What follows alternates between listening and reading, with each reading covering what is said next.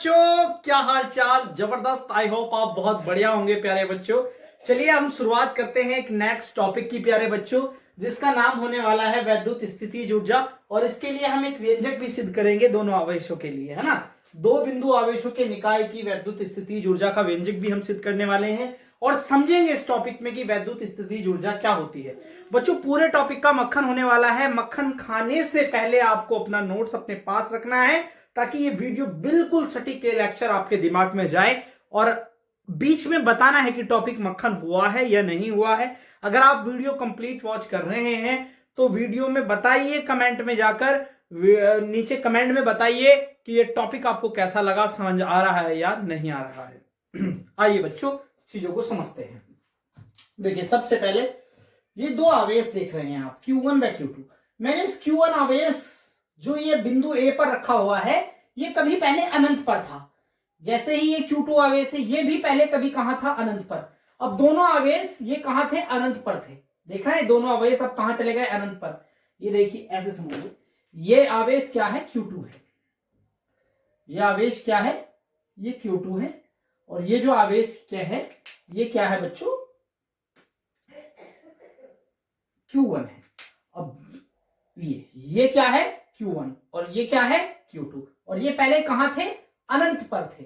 अब मैंने उन्हें उठाकर कहां पर लेकर आया, बिंदु A और बिंदु B तक मैं इनको लेकर आया। अब इनको लाने के यहां दो तरीके हो सकते हैं। जब ये अनंत पर थे, या तो मैं ऐसे कर सकता हूं कि दोनों को साथ ले आऊं, ऐसे A और बिंदु, या मैं ऐसे कर सकता हूं कि पहले इसको लेकर आ जाऊं और फिर इसको लेकर आ जाऊं।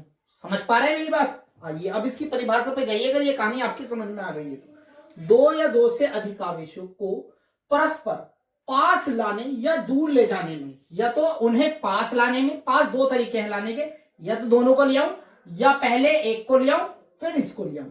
तो दो या दो से अधिक आवेशों को परस्पर पास लाने या दूर ले जाने में जो कार्य किया जाता है या प्राप्त कार्य के रूप में जो ऊर्जा संचित होती है, जो ऊर्जा स्टोर होती है, उसी को हम क्या कहते हैं, वैद्युत स्थितिज ऊर्जा के नाम से बच्चों जानते हैं। यानी दो आवेशों को परस्पर पास लाने या दूर ले जाने में किया गया जो भी कार्य किया जाता है या प्राप्त ऊर्जा, कार्य के रूप में जो ऊर्जा प्राप्त होती है बच्चों, उसी को हम क्या कहते हैं, वैद्युत स्थितिज ऊर्जा कहते हैं। और इसे यू से प्रदर्शित करते हैं।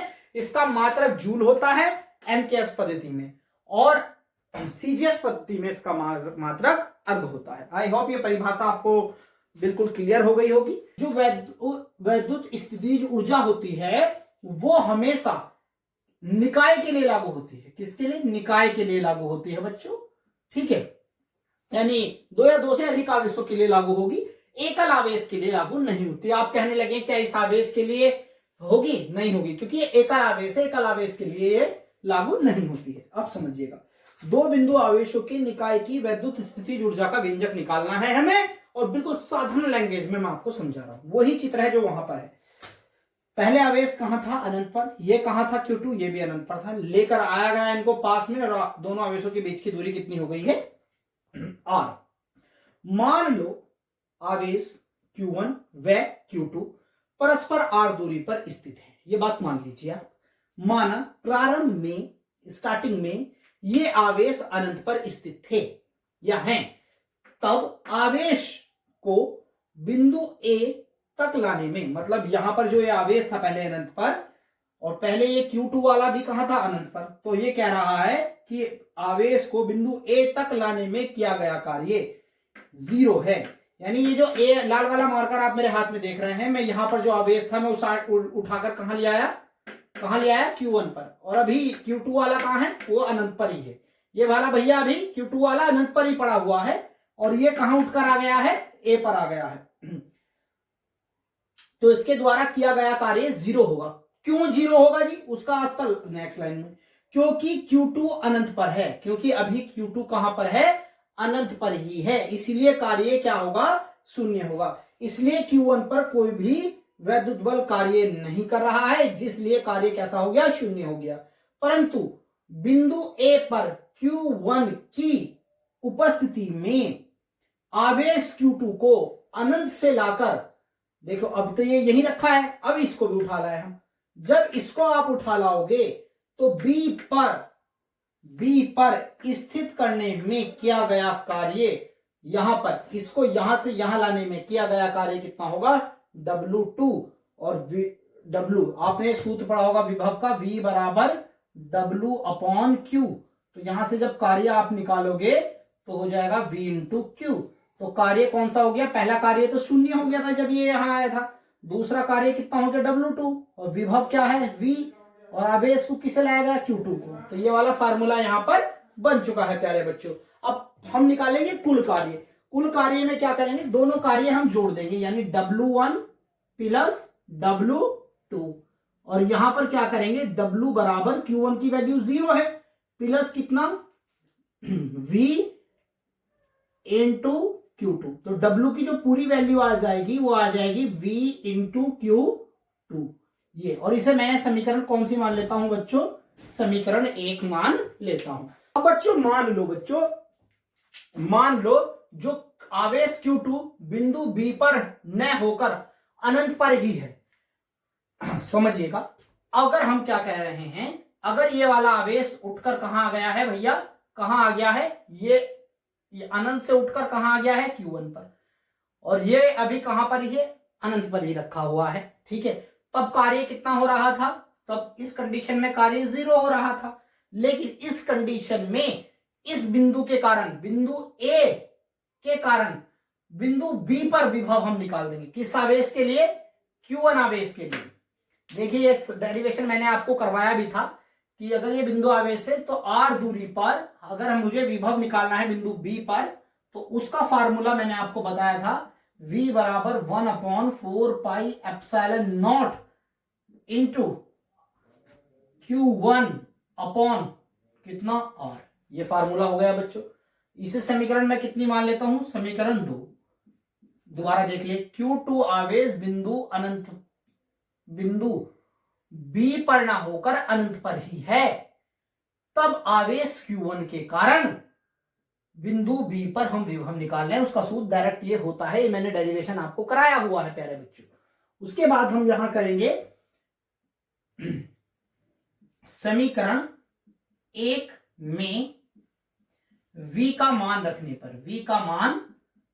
पर समीकरण 1 क्या है बच्चों, एक ये लिखी हुई W बराबर V की वैल्यू क्या है बच्चों, ये लिखी 1 upon 4 pi epsilon not into Q upon R। ठीक है बच्चों, कोई दिक्कत, यहां क्या रखा हुआ है Q2, तो यहां मैं क्या मान लू, V का मान ये पूरा हमने यहां रख दिया है, और उसका मान कितना है Q2, ये रखा हुआ Q2। जब पूरा V का मान डालने के बाद हमने वहां Q2 लिख दिया है।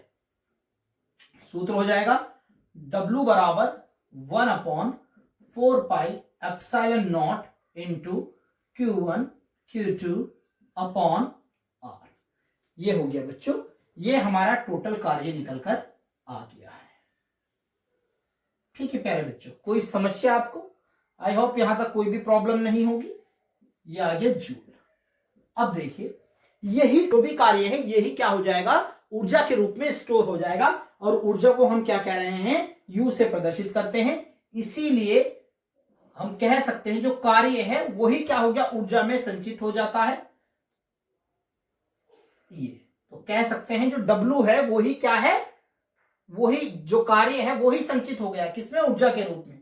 तो हम यहां से कह सकते हैं कि U जो है, अब जितना मान हम किसका है, W का, वही मान किसका है, 1 upon 4 pi epsilon not into Q1 Q2 upon कितना बच्चों, R स्क्वायर।